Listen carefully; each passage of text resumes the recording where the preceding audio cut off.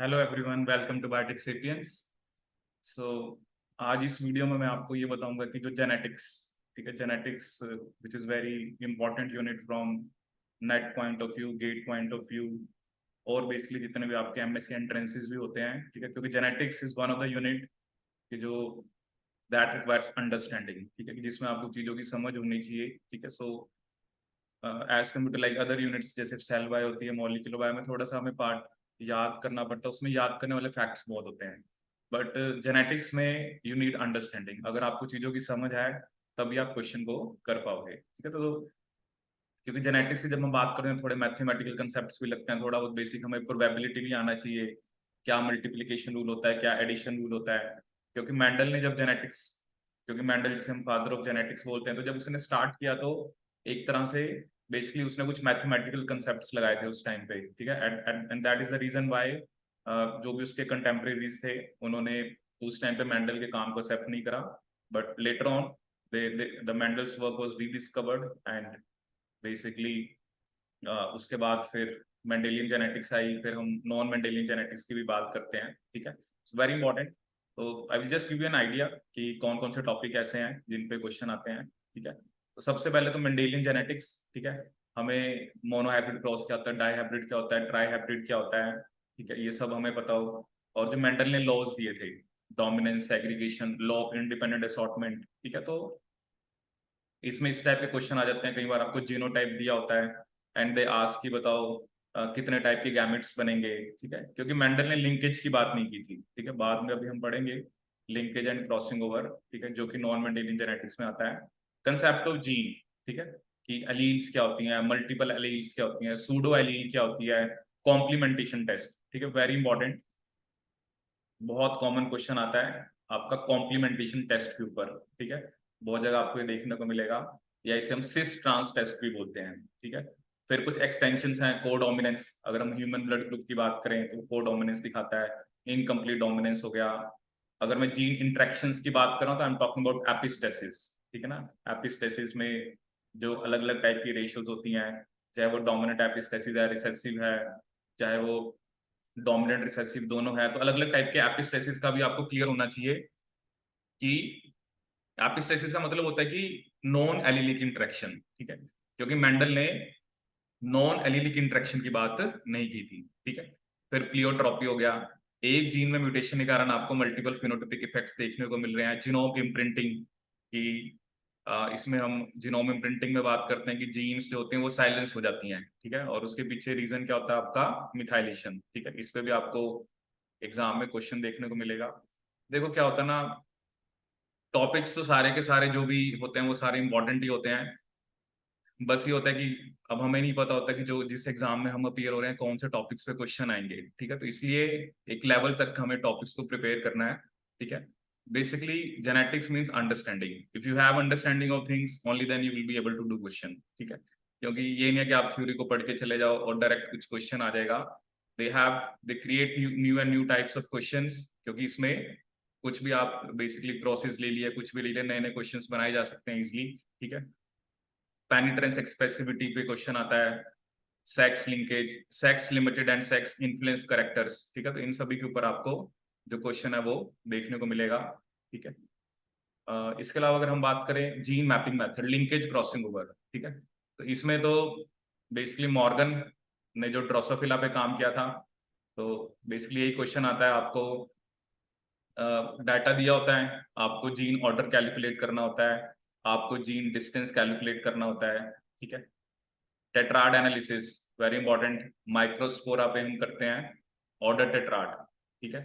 ऐसे एक unordered tetrad भी होता है वो हम क्लैमिडोमोनास पे करते हैं, ठीक है। मॉलिक्यूलर मार्कर्स, क्योंकि ये जो मैपिंग हम करते हैं there are different type of molecular markers, RFLP, AFLP, SSR, RAPD, ठीक है, तो उससे हम करते हैं सोमैटिक सेल हाइब्रिडाइजेशन, ठीक है।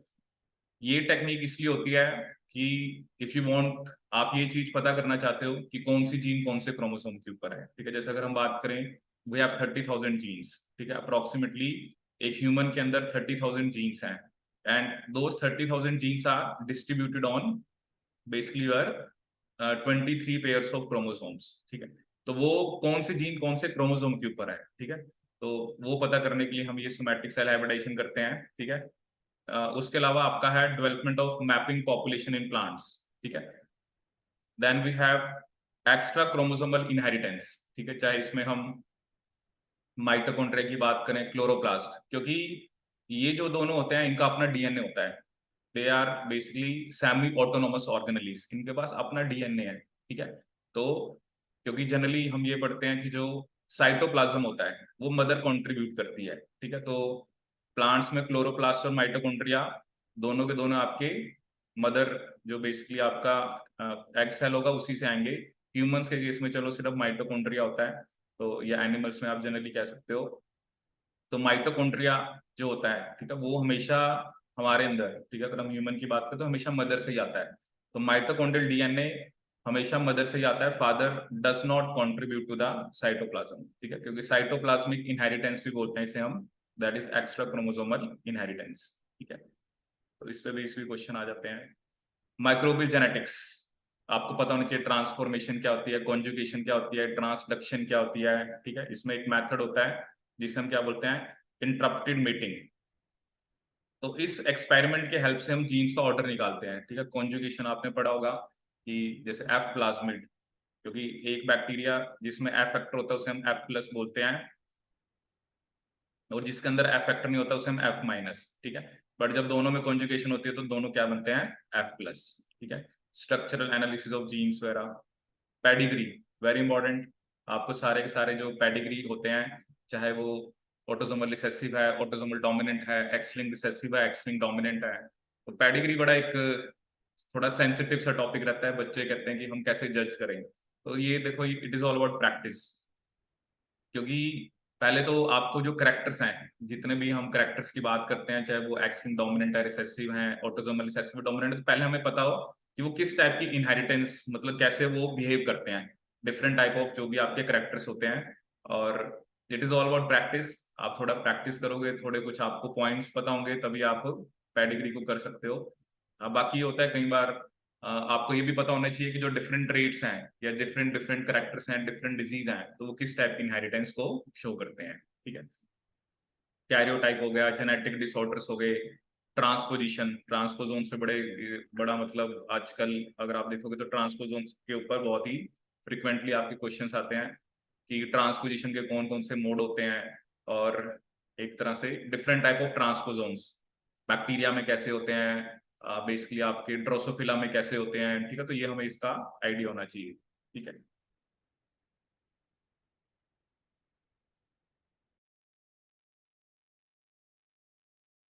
So next we have in this basically basically transposons हो गया आपके। ट्रांसपोजोन्स मैंने आपको बताया कि डिफरेंट टाइप ऑफ ट्रांसपोजोन्स पे क्वेश्चन आता है। इसके अलावा अगर हम देखें इसके बाद तो क्वांटिटेटिव जेनेटिक्स, पॉलीजेनिक इनहेरिटेंस। कई बार ऐसा होता है कि ना बहुत सारी जीन्स जो होते हैं वो एक करेक्टर को कंट्रोल करती हैं, जैसे हमारा स्किन कलर है, ठीक है, ह्यूमन हाइट हो गया, ठीक है, ये QTL मैपिंग, क्वांटिटेटिव ट्रेट लॉकस, ठीक है। तो मतलब कुछ टॉपिक्स ऐसे भी होते हैं कि जिसपे ना बड़ा ही मतलब लेस फ्रिक्वेंटली भी क्वेश्चन आते हैं, ठीक है। बट जितने भी यहाँ पर है ना, जितने भी टॉपिक्स हम पढ़ रहे हैं इन सब पे क्वेश्चन आता है, बट बात ये होती है कितनी डिटेल में आ रहा है, उसके अलावा किस टॉपिक पे ज्यादा क्वेश्चन आपका फ्रिक्वेंटली आ रहा है, ठीक है। सो म्यूटेशंस वेरी इंपॉर्टेंट, म्यूटेशंस और एक रिपेयर, ठीक है। रिपेयर पे भी बड़े सारे क्वेश्चन आते हैं म्यूटेशंस के ऊपर। ट्रांजिशन क्या होता है, ट्रांसवर्जन क्या होता है, इसके अलावा जीन म्यूटेशंस क्या होती हैं, क्रोमोसोमल म्यूटेशंस क्या होती हैं, ये जैसे आप देख रहे हो अलग अलग lethal, conditional, biochemical basis, gain of function, और ये germinal versus somatic mutants, insertional mutagenesis, ठीक है। म्यूटेशंस जितने, अब देखो यहाँ पर क्या ना, कई बार ना हमें टॉपिक को देख के नहीं पता लगता कि हमें कितना डिटेल में जाना है, ठीक है। अब जैसे यहाँ पर उसने आपको थोड़े केमिकल्स नहीं बताए हैं। बहुत कॉमन क्वेश्चन आता है कि जो म्यूटाजेंस होते हैं, 2-अमीनोप्यूरिन, 5-ब्रोमोयूरेसिल, इसके अलावा अगर मैं आपको कुछ बेसिकली कुछ और एजेंट्स जो मिथाइलेशन करते हैं या जिन्हें हम एल्काइलेटिंग एजेंट्स बोलते हैं, डीएमिनेशन करते हैं, उन पे बड़ा कॉमन क्वेश्चन आता है, बड़ा इजी होता है, ठीक है। एक सिर्फ एक्रिडिन ऑरेंज या कुछ ऐसे एजेंट्स होते हैं जो सिर्फ फ्रेम शिफ्ट कराते हैं। मोस्ट ऑफ द जितने भी बेस एनालॉग्स हैं जो एल्काइलेशन करा रहे हैं, या व्हाट शुड आई से कि जो आपके ये डीएमिनेशन करा रहे हैं, तो ये सारे के सारे ट्रांजिशन ही करते हैं। ट्रांजिशन का मतलब होता है प्यूरिन की जगह प्यूरिन, पिरिमिडिन की जगह पिरिमिडिन, ठीक है। और ट्रांसवर्जन होता है प्यूरिन की जगह पिरिमिडिन और पिरिमिडिन की जगह प्यूरिन, ठीक है। ये chromosomal mutations, deletion, duplications, inversion, inversion में बड़ा कॉमन क्वेश्चन आता है, पैरासेंट्रिक इन्वर्जन क्या होता है, पेरिसेंट्रिक क्या होता है, ट्रांसलोकेशंस में रॉबर्ट्सोनियन ट्रांसलोकेशंस क्या होती हैं। और ये भी देखा गया है कि बहुत सारे जो कैंसर्स होते हैं, ठीक है, उसमें क्या होता है आपका ट्रांसलोकेशन इज द रीजन, कि एक क्रोमोसोम का पार्ट दूसरे पे चला गया, ठीक है, उसके कारण जो सेल है वो आपका एबनॉर्मली बिहेव कर रहा है, ठीक है। होमोलोगस है, नॉन होमोलोगस रिकॉम्बिनेशन, ठीक है, ये जनरली हम रिपेयर सिस्टम्स में भी पढ़ते हैं। और रिकॉम्बिनेशन, क्योंकि रिकॉम्बिनेशन क्या होता है आपका कि जो एक्सचेंज हो रहा है ट्रांसपोजिशन के टाइम पे, ठीक है। तो ये सब इसमें टॉपिक्स हैं और इन सब टॉपिक्स को आप प्रिपेयर कर सकते हो, ठीक है। देखो एक सीधा सा फंडा है, if you are preparing for any exam, first of all you should have a basic theory, ठीक है। बेसिक थ्योरी अब एक अच्छी बुक से पढ़नी है, ठीक है, क्योंकि बहुत सारे क्वेश्चंस होते हैं ना जो फॉरेन ऑथर बुक में से वो डायरेक्टली डाल देते हैं, ठीक है। तो जो भी आप फॉलो कर रहे हो बुक, बेसिकली चाहे वो गार्डनर है या जो भी बुक है, तो डायरेक्टली कई बार आपके क्वेश्चन कई बार तो उसी थ्योरी में से आ जाते हैं, ठीक है। तो पहले थ्योरी हो अच्छे से, फिर जिस भी पेपर की आप तैयारी करो, देखो मेरा तो सीधा सा फंडा है कि आप जिस पेपर की तैयारी कर रहे हो उसके प्रीवियस ईयर्स के क्वेश्चन देखो, ठीक है। चलो ज्यादा नहीं देख सकते तो एटलीस्ट पिछले 2-3 साल के देखें कि कैसे से क्वेश्चन आ रहे हैं, ठीक है। अगर तो क्वेश्चंस हो रहे हैं तो ठीक है, नहीं हो रहा है तो आपको you need to improve your theory, you need to add some things to the theory जो आपने इंक्लूड नहीं करे हैं, ठीक है। So with this basically I wind up with this video and thank you so much.